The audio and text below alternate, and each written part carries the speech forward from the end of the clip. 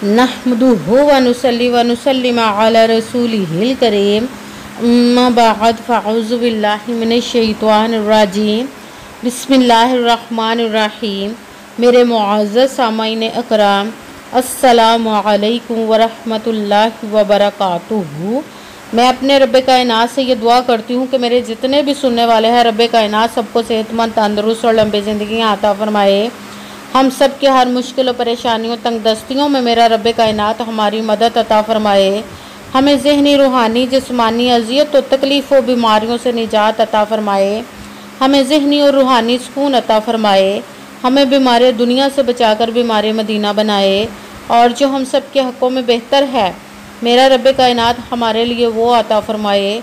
और जो हमारे हक़ों में बेहतर नहीं उसका ख्याल भी हम सब के दिलों से निकाल दे और हम सबको अपनी रज़ा पर राज़ी रहने वाला बना दे। आमीन सुमा आमीन। माशाल्लाह से आज 13 सफ़रुल मुज़फ़्फ़र और पीर शरीफ का दिन है। आज के दिन जो मैं आप लोगों के लिए वजीफ़ा लेकर आई हूँ वो है या मोहम्मद और सूरह इखलास का वजीफ़ा है। ऐसा पावरफुल मुजर्रब वजीफ़ा है कि जिसको पढ़ते ही आपकी ज़िंदगी की इंशाअल्लाह उल अज़ीज़ पूरी की पूरी बदल जाएगी। एक ही दिन का ये अमल है, इसको पढ़ते ही आपको आपकी वो हाजात पूरी हो जाएंगी जो आपकी सारी ज़िंदगी पूरी नहीं हो सकी, वो मिलेगा जो आपको सारी ज़िंदगी नहीं मिल सका। आपकी हर हाजत, हर मुराद इंशाअल्लाह उल अज़ीज़ रब्बे कायनात के हुक्म से पूरी हो जाएंगी। आप इस वजीफ़े को आज के दिन स्किप मत कीजिएगा, छोड़िएगा मत। जैसे वीडियो मिले फ़ौरन पढ़ ले। अगर फ़ौरन किसी मजबूरी की वजह से ना पढ़ सके तो इस वीडियो को अपने पास सेव कर ले और जैसे ही आपको टाइम मिले तो इस वजीफ़े को ज़रूर पढ़िएगा, पढ़ कर देखिएगा कि रब्बे कायनात आपकी ज़िंदगी में कैसे कैसे मोजज़े अता फरमाएगा। आप इस वजीफ़े को किसी भी मकसद, किसी भी हाजत, किसी भी मुराद के लिए पढ़ सकते हैं। आप रब्बे कायनात के गैबी ख़जानों से दौलत लेने के लिए पढ़ सकते हैं।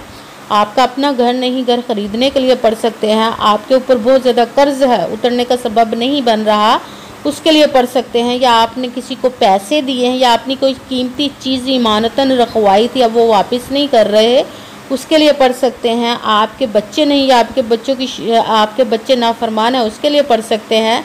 आपके घर में लड़ाई झगड़े रहते, नचाकी, परेशानी, मुफलिसी, गरीबी है, उसके लिए पढ़ सकते हैं। आपके घर में कोई बहुत ज़्यादा बीमार है या आप खुद बीमार हैं, उसके लिए पढ़ सकते हैं। आपके पास अच्छी जॉब नहीं, जॉब लेने के लिए पढ़ सकते हैं। आपकी शादी नहीं हो रही या आपके बच्चों की शादियां नहीं हो रही, उसके लिए पढ़ सकते हैं। आपका अच्छा भला कारोबार चलता हुआ अचानक से बंद हो गया, उसके लिए पढ़ सकते हैं।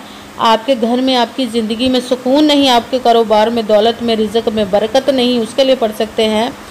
आपके ऊपर जादू टूना, बंदिश, नज़रबाद, हसद कुछ भी है उसको ख़त्म करने के लिए पढ़ सकते हैं। मतलब किसी भी मकसद, किसी भी हाजत, किसी भी मुराद के लिए पढ़ सकते हैं। मगर जब पढ़ने लगे तो रब्बे कायनात की ज़ाते पाक पर यकीन कामिल रख के पढ़िएगा। कहते हैं कि यकीन कामिल होता है, पीर कामिल नहीं होता। इसीलिए अच्छी नीयत रख के, पुख्ता यकीन रख के और 5 वक़्त की नमाज की पाबंदी लाजमन रखिएगा। फिर इस वजीफ़े को कीजिए। अगर वजीफ़ा करते वक्त आपके दिलों में, जहनों में ऐसा वसवसा नहीं आना चाहिए कि हम ये अमल कर रहे, पता नहीं हमारी मुराद पूरी हो या ना हो। ऐसा हो नहीं सकता कि हम रब्बे कायनात के किसी इसम का या कलाम पाक का वजीफ़ा पढ़े और हमें कामयाबी ना मिले। ये हमारे ईमान की कमज़ोरी जिसकी वजह से हमें नाकामी मिलती है। आपने पुख्ता यकीन रखना, 5 वक़्त की नमाज की पाबंदी लाजमी रखनी है। फिर आपने अमल करना है, उसका फल, उसका अजर देना उस ज़ाते पाक का काम है, क्योंकि उसकी दस्ते कुदरत से कोई चीज़ बाहर नहीं, उसके कुन कहने की देर हर फयाकून हो जाता है। आपने अमल करने के लिए बाद उसके कुन का इंतज़ार करना। इंशाअल्लाह उल अज़ीज़ रब्बे कायनात आपकी ज़िंदगी में ऐसे ऐसे मोजज़े अता फरमाएगा कि आप खुद देखकर हैरान रह जाएंगे कि आपकी ज़िंदगी कैसे बदल गई है। आपको कभी किसी चीज़ की कमी नहीं रहेगी इंशाअल्लाह उल अज़ीज़ उसके हुक्म से। अगर वीडियो अच्छी लगे तो इसको लाइक ज़रूर कीजिए, अगर आगे भी शेयर कर दीजिएगा ताकि किसी दूसरे को हमारी वजह से फ़ायदा पहुँचे तो हमारे लिए सदका जारिया बन जाए। और जो नए हैं इस चैनल पर, इस चैनल को सब्सक्राइब कर रहे, बेल आइकन को भी दबा लें ताकि मेरी अगली आने वाली वीडियो आप तक पहुंच सके। अगर कोई मुझसे किसी मसले के बारे में इस्तिहारा करवाना चाहते हो, किसी काम का हिसाब लगवाना चाहते हो, किसी काम के लिए वजीफ़े का पूछना चाहते हो या कुरान पाक ऑनलाइन पढ़ना चाहते हो, महफिल मिलादुन नबी के लिए बुलवाना चाहते हो तो व्हाट्सअप का नंबर वीडियो पर चल रहा है, आप लोग मुझसे रब्ता कर सकते हैं। अगर मेरे भाई या बुज़ुर्ग मुझसे रब्ता करना चाहते हो तो व्हाट्सअप पर वॉइस मैसेज करके अपना मसला बता सकते हैं। अगर बहनें या माएँ मुझसे रब्ता करना चाहती हैं तो सिर्फ व्हाट्सअप पर वॉइस कॉल कर सकती हैं, आप अपना मसला बता सकती हैं। आपने वजीफ़े से पहले कमेंट्स में अपना नाम और जहां आप रहते उस जगह का नाम और अल्लाह पाक का एक नाम ज़रूर लिखना है, ताकि मैं भी आप लोगों के लिए दुआ कर सकूँ और फिर वजीफ़े की भी आप लोगों को इजाज़त मिल जाएगी। आपने वजीफ़ा करने से पहले कमेंट्स में अपना नाम और जहां आप रहते उस जगह का नाम और अल्लाह पाक का एक नाम ज़रूर लिखना है, ताकि मैं भी आप लोगों के लिए दुआ कर सकूँ और फिर वजीफ़े की भी आप लोगों की इजाज़त मिल जाएगी। आपने वजीफ़े से पहले पूरी वीडियो को ध्यान के साथ सुन के समझ के फिर वजीफ़े को करना। ऐसा ना हो कि वीडियो को स्किप कर करके छोड़ के सुने और फिर कोई बात रह जाए और आप वजीफ़ा करें और वो ठीक ना हो। आपने ना तो किसी अमल में कम करके पढ़ना, ना ज़्यादा बढ़ा कर पढ़ना। अगर कम या ज़्यादा कर देते तो वो हमारा वजीफ़ा ठीक नहीं होता, हमें कामयाबी नहीं मिलती। इसलिए जिस तादाद और जिस तरतीब के साथ मैं आप लोगों को वजीफ़ा बताने लगी हूँ, उसी तादाद और उसी तरतीब के साथ आपने इस अमल को पढ़ना है। आप इस अमल को आज के दिन किसी भी जगह पर बैठकर पढ़ सकते, घर में, ऑफिस, मदरसे में, यूनिवर्सिटी में, कॉलेज में, शॉप पे। मगर जब पढ़ने लगे बिल्कुल खामोशी, तवज्जो, सुकून के साथ पढ़ना कि वजीफ़े के दरमियान ना तो आपने किसी से बात करनी, ना उठना, ना फ़ोन इस्तेमाल करना है। अगर हम वजीफ़े के दरमियान किसी से बात कर लेते, उठ जाते, तो वो हमारा वजीफ़ा ठीक नहीं होता, हमें कामयाबी नहीं मिलती। इसलिए मुकम्मल वजीफ़ा पढ़ने के बाद ही आपने किसी से बात करनी, उठना या कि फ़ोन इस्तेमाल करना है। आप इस वजीफ़े को आज के दिन किसी भी वक्त पढ़ सकते हैं, किसी भी नमाज के साथ पढ़ सकते हैं, नमाज के अलावा भी पढ़ सकते हैं। अगर नमाज के साथ पढ़ रहे तो आपने पूरी नमाज को पढ़कर दुआ मांगने के बाद इस अमल को पढ़ना है। अगर नमाज के अलावा पढ़ रहे तो बावजू होकर ऐसी जगह पर बैठकर पढ़ना जहां बिल्कुल खामोशी, तवज्जो, सुकून के साथ आप इस अमल को पढ़ सकें।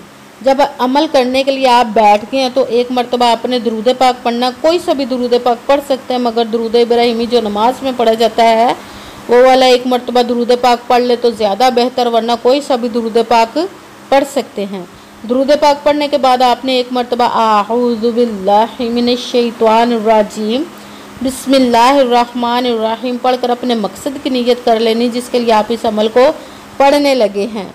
फिर पहले नंबर पर जो वजीफ़ा पढ़ना है वो है या मुहम्मद, या मुहम्मद, या मुहम्मद, या मुहम्मद। इसको आपने 7 मरतबा 7 टाइम पढ़ना है। फिर साथ दूसरे नंबर वाला वजीफ़ा कुरान पाक की एक सूरत का पढ़ना, जिसको एक मरतबा पढ़े तो 1/3 कुरान पाक 10 पारों का सवाब मिलता है। तो दूसरे नंबर पर जो वजीफ़ा पढ़ना है वो सूरत इखलास का ही पढ़ना है। बिस्मिल्लाहिर्रहमानिर्रहीम कुल हुवल्लाहु अहद अल्लाहुस समद लम यलिद वलम यूलद वलम यकुल्लाहु कुफुवन अहद। सूरत इखलास को एक मरतबा 1 टाइम पढ़ना। फिर साथ ही तीसरे नंबर वाला वजीफ़ा पहले कलमे का ला इलाहा इल्लल्लाहु मुहम्मदुर रसूलुल्लाह, ला इलाहा इल्लल्लाहु मुहम्मदुर रसूलुल्लाह, ला इलाहा इल्लल्लाहु मुहम्मदुर रसूलुल्लाह। इसको आपने 3 मरतबा 3 टाइम पढ़ना। फिर साथ ही चौथे नंबर वाला वजीफ़ा सुबहानल्लाह, सुबहानल्लाह, सुबहानल्लाह, सुबहानल्लाह। इसको आपने 7 मरतबा 7 टाइम पढ़ना है। सबसे पहले एक मरतबा दुरूद पाक पढ़ा, फिर एक मरतबा आऊज़ु बिल्लाहि मिनश शैतानिर रजीम बिस्मिल्लाहिर्रहमानिर्रहीम पढ़कर अपने मकसद की नीयत कर लेनी। फिर पहले नंबर पर जो वजीफ़ा पढ़ना है वो है या मुहम्मद। इसको आपने 7 मरतबा 7 टाइम पढ़ना है। फिर आपने दूसरे नंबर पर बिस्मिल्लाहिर्रहमानिर्रहीम पढ़कर कुल हुवल्लाहु अहद अल्लाहुस समद लम यलिद वलम यूलद वलम यकुल्लाहु कुफुवन अहद।